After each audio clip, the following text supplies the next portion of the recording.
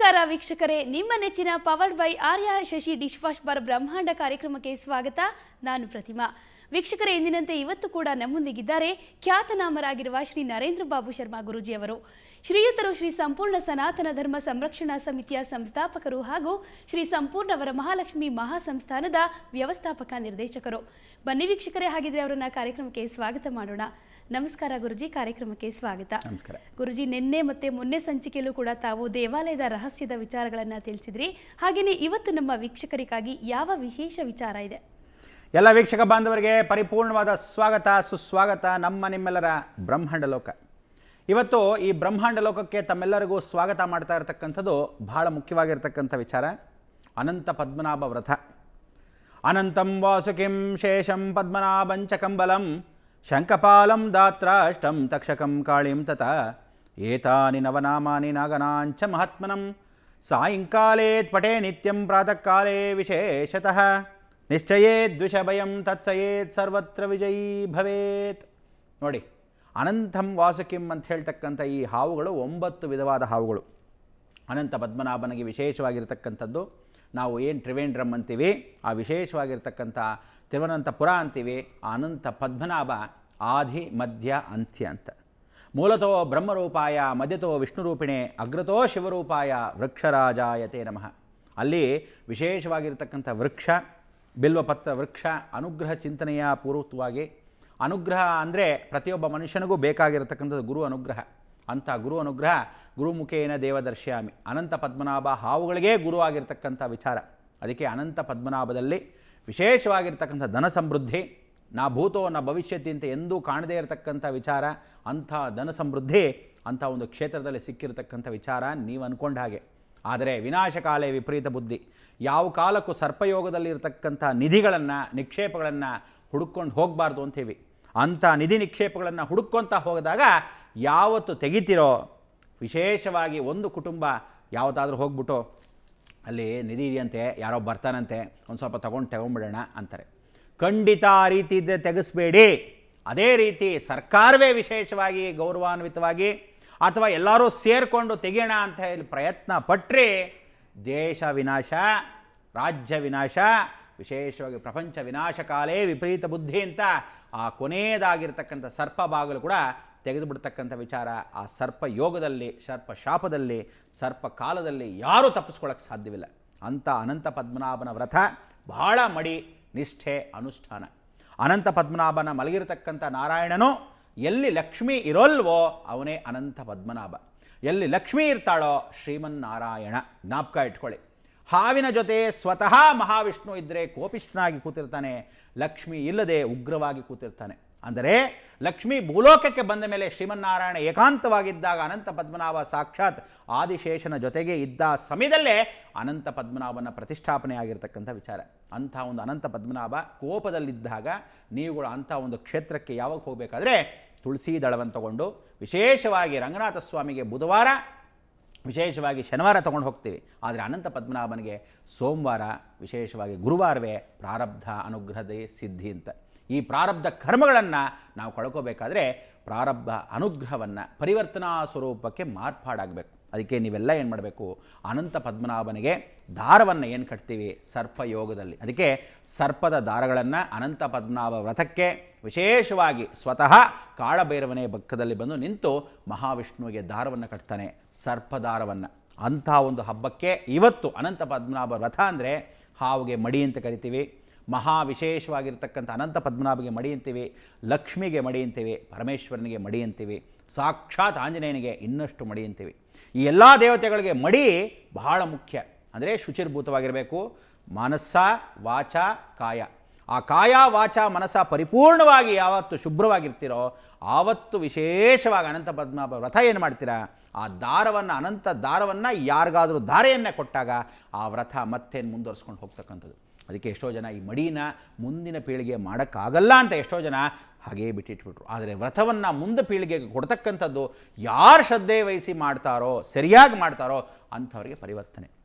ಅದಕ್ಕೆ ನೀವೆಲ್ಲ ಏನು ಮಾಡಬೇಕು, ನಿಜವಾಗ್ಲೂ ಇವತ್ತು ಅನಂತ ಪದ್ಮನಾಭ ವ್ರತ ಸ್ಮರಣೆ ಮಾಡ್ಕೋಬೇಕಾದ್ದು ಏನು ಅಂದರೆ, ಎಲ್ಲಿ ವಿಶೇಷವಾಗಿ ಹುತ್ತ ನಿಮಗೇ ಗೊತ್ತಿಲ್ಲದ ಪಕ್ಷದಲ್ಲಿ, ಮನೆ ಹತ್ತಿರ ಇದ್ದ ಪಕ್ಷದಲ್ಲಿ ಮೂಗು ಹುತ್ತ, ಜ್ಞಾಪಕ ಇಟ್ಕೊಳ್ಳಿ, ಮೂಗು ಹುತ್ತ ಯಾವ ಕಾಲಕ್ಕೂ ಅದರಲ್ಲಿ ರಂಧ್ರಗಳಿರಬಾರ್ದು. ಆ ಹುತ್ತ ಎಲ್ಲಿರಬೇಕು ಅಂದರೆ ಏಕಾಂತದಲ್ಲಿ ಬೈಲಲ್ಲಿ ಇರಬಾರ್ದು. ಜ್ಞಾಪಕ ಇಟ್ಕೊಳ್ಳಿ, ಬೈಲಲ್ಲಿ ಇರಬಾರ್ದು. ಒಂದು ಮರದ ಕೆಳಗೆ ಮಾತ್ರ ಹುತ್ತ ಇರುತ್ತೆ, ಯಾವ್ದಾದ್ರು ಬೇವಿನ ಮರದ ಕೆಳಗೆ, ಅಥವಾ ವಿಶೇಷವಾಗಿ ತೆಂಗಿನ ಮರದ ಪಕ್ಕದಲ್ಲೇ ಹುತ್ತ ಇರುತ್ತೆ, ಅಥವಾ ಅರಳಿ ಮರ ಪಕ್ಕದಲ್ಲಿ ಹುತ್ತ ಇರುತ್ತೆ, ಈಚಿಲ್ ಮರ ಪಕ್ಕದಲ್ಲಿ ಹುತ್ತ ಇರುತ್ತೆ, ಮೂಗು ಹುತ್ತ. ಜ್ಞಾಪಕ ಇಟ್ಕೊಳ್ಳಿ, ಅಂಥ ಮರ ವೃಕ್ಷದ ಪಕ್ಕದಲ್ಲಿದ್ದ ಹುತ್ತದಲ್ಲಿ ಅನಂತನು ವಾಸವಾಗಿರ್ತಾನೆ.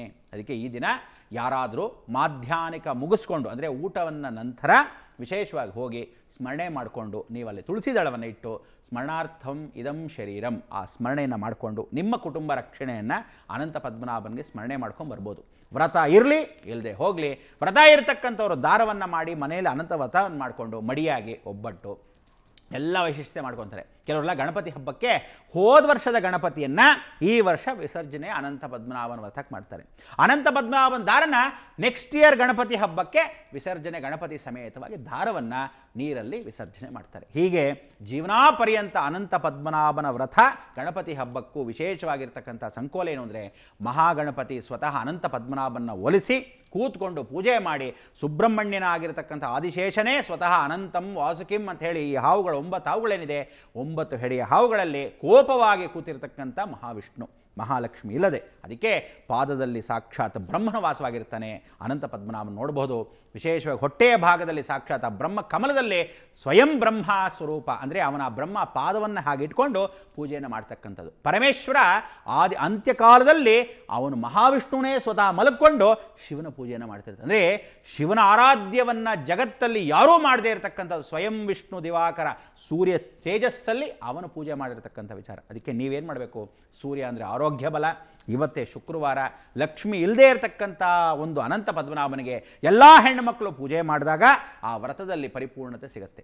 ಭಾನುವಾರದ ದಿವಸನೇ ಅನಂತನ ಹುಣ್ಣಿಮೆ ಅಂದರೆ ಪೌರ್ಣಿಮೆ ಒಳಗೆ ಕತ್ಲಿಂದ ಬೆಳಕು ಹೋಗೋಕ್ಕೆ ಒಳ್ಳೆಯ ಅವಕಾಶಗಳು. ಇಂಥ ಒಂದು ದೇವಾಲಯ ನಾ ಭೂತೋ ನಾ ಭವಿಷ್ಯತಿ. ಅದಕ್ಕೆ ಅನಂತ ಪದ್ಮನಾಭನಿಗೆ ನೀವು ದರ್ಶನ ಮಾಡಬೇಕಾದ್ರೆ ಫಸ್ಟು ಪಾದದಿಂದ ಬರಬೇಕು. ಯಾವತ್ತು ಮಹಾವಿಷ್ಣು ನೋಡಬೇಕಾದ್ರೆ ಕಾಲಿಂದ ಶಿರಸ್ಸನ್ನು ನೋಡಬೇಕು. ಶಿವನ್ನ ನೋಡಬೇಕಾದ್ರೆ ಆ ಶಂಕರನ್ನು ನೋಡಬೇಕಾದ್ರೆ ತಲೆಯಿಂದ ಕಾಲುವರೆಗೂ. ಅದಕ್ಕೆ ಲಿಂಗಧಾರಣೆಯನ್ನು ಪರಿಪೂರ್ಣವಾಗಿ ಶಿರೋದ್ಧಾರದಿಂದ ಅಲಂಕಾರವನ್ನು ಪಾದದವರೆಗೂ ನೋಡಬೇಕು.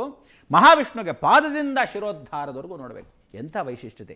ಅದಕ್ಕೆ ಶಿವಾಯ ವಿಷ್ಣು ರೂಪಾಯ ಶಿವಸ್ಯ ಹೃದಯಂ ವಿಷ್ಣು ವಿಷ್ಣುಶ್ಚ ಹೃದಯಂ ಶಿವ ಅಂತ ಪರಮಾತ್ಮನ ಕೃಪಾ ಕಟಾಕ್ಷ ಇವತ್ತು ಆ ಸಂಗಮವಾಗಿರ್ತಕ್ಕಂಥ ದಿನ.